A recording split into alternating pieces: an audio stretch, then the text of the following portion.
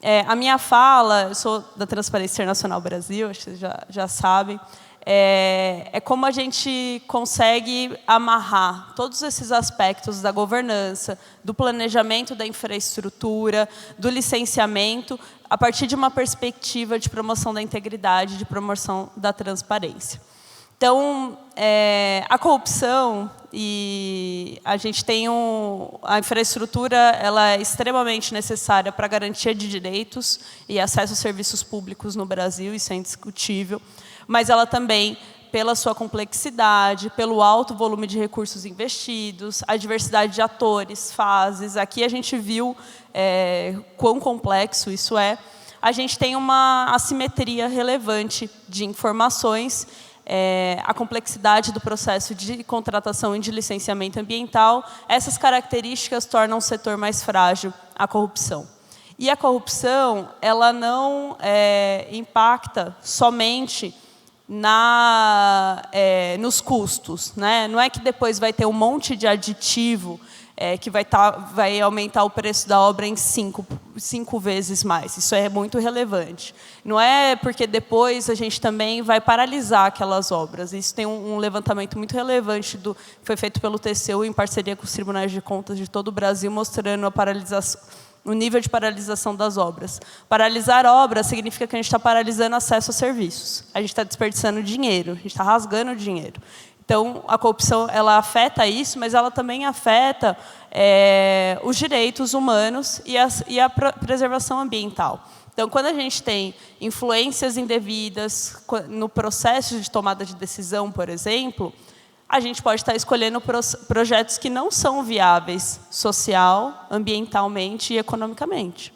Então, a gente tem todos esses impactos também, que eles são muito relevantes. Então, a gente tem interferência no próprio processo de licenciamento ambiental. Então, a gente tem que olhar para todo o processo, todo o ciclo de vida do investimento em infraestrutura a partir de uma perspectiva da transparência, da integridade, para a gente fazer infraestruturas mais sustentáveis, mais econômicas, que durem mais tempo, né? Não adianta a gente colocar lá uma pavimentação que na primeira chuva ela vai cair, que no dia de calor ela vai derreter.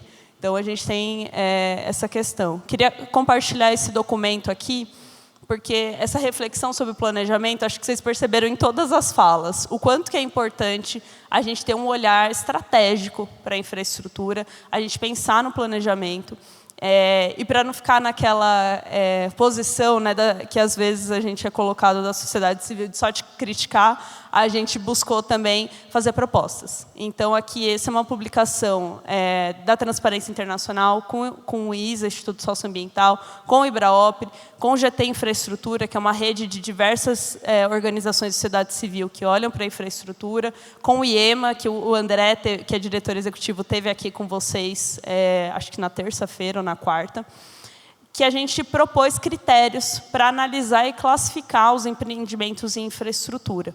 Então, como que a gente olha estrategicamente para a infraestrutura? Como que a gente olha o alinhamento aos objetivos de desenvolvimento sustentável, aos planos de combate ao desmatamento?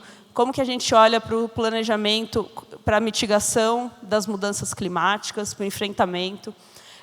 Como que é avaliado a viabilidade socioeconômica dos projetos? Como que é olhado para os impactos sinérgicos?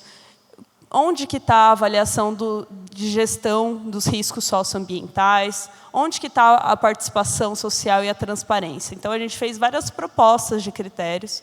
Essa primeira publicação ela está olhando para o governo federal, mas ela é muito interessante também para olhar para os projetos que estão no âmbito dos governos estaduais. Como que os projetos estão sendo escolhidos e avaliados? Então, aqui tem uma publicação da Transparência Internacional que a gente olhou corrupção, impactos socioambientais e infraestrutura. Então, a gente olhou para 7 ou 8 obras na Amazônia e a gente olhou para as práticas de corrupção que foram observadas nessas obras e os impactos socioambientais. Então, para mostrar que essa discussão não é desconectada. Ela está muito conectada e é muito relevante a gente ter esse olhar integrado. Vou passar super rápido, depois vocês podem olhar para a publicação. E a gente tem, então, num olhar uma fase mais propositiva, o que a gente faz, então? Se a gente está falando que tem riscos de corrupção, se a gente discutiu aqui que o planejamento ele tem problemas, se ele tem, que a gente tem que olhar para a obra como um todo, o que a gente vai fazer, então? E aí a gente tem aqui algumas recomendações que a gente entende de promoção da integridade na infraestrutura. Então, combater a corrupção em contratos e licitações. Então, a gente tem aí uma corrupção concentrada e pulverizada, acho que o Fábio trouxe isso muito bem. A Lava Jato expôs muitos casos de corrupção em infraestrutura como concentradas, mas agora a gente tem uma mudança nessas práticas de corrupção, então como olhar para os contratos e licitações. Implementar reformas de integridade no setor público. Então, a gente aqui está até olhando para questões além. Como que a gente tem a questão de lobby e conflitos de interesse? Porque quando a gente fala de participação social, sendo muito sincera, tem grupos que sempre participaram do governo. A questão da participação social é que todo mundo participe. Porque pode ter certeza que tem grupos de influência, que tem muito dinheiro e muito poder, eles sempre participaram. Eles não estão reclamando de falta de participação social.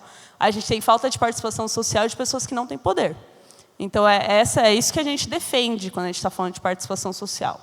Olhar para a efetividade da lei anticorrupção, a governança das empresas estatais, financiamento de campanhas e partidos, e também planos de integridade em órgãos de infraestrutura e meio ambiente. Isso é super interessante, inclusive para os órgãos estaduais.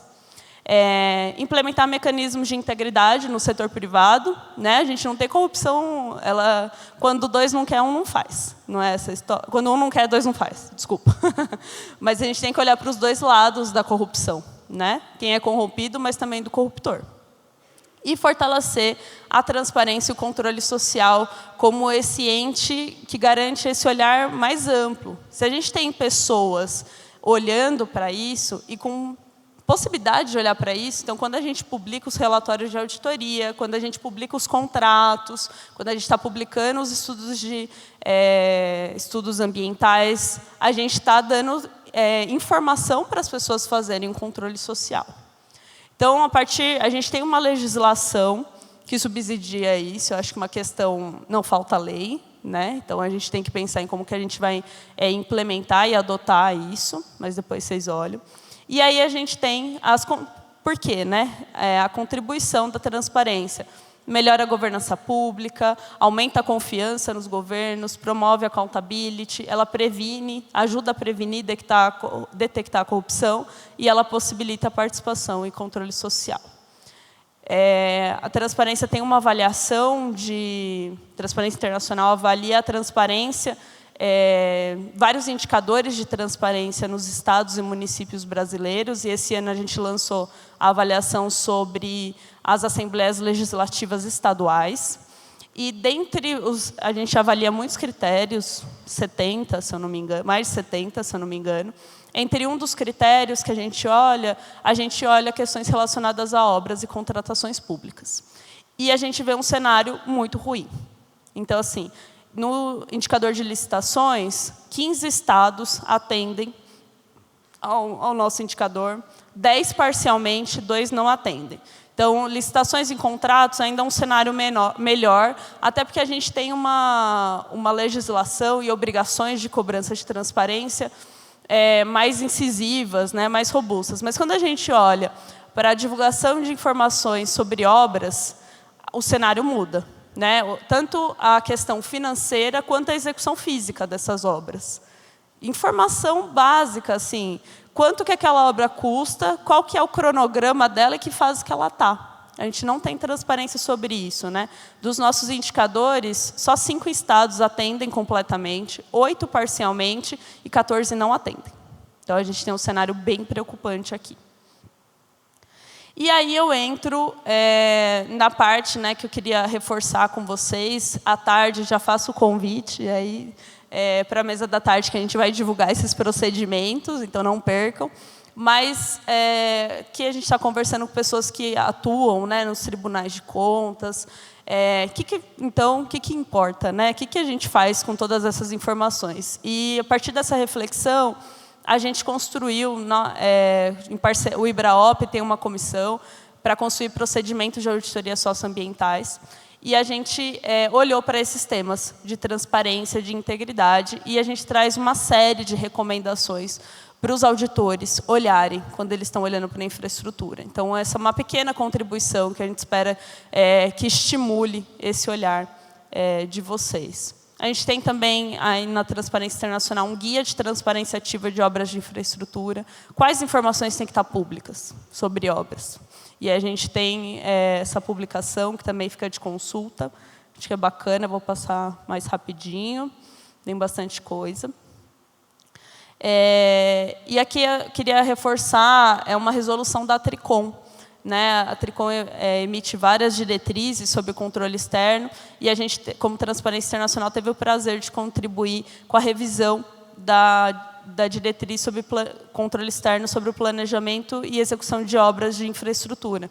E que a gente conseguiu trazer, né, um olhar mais para a transparência, para a integridade e para a gestão dos impactos socioambientais e a participação social. Então, acho que esse é um material super importante também para a galera aí, de todos vocês, de tribunais de contas. E aqui estão os procedimentos, mas depois vocês vão saber mais sobre eles. Aqui é só para deixar um gostinho.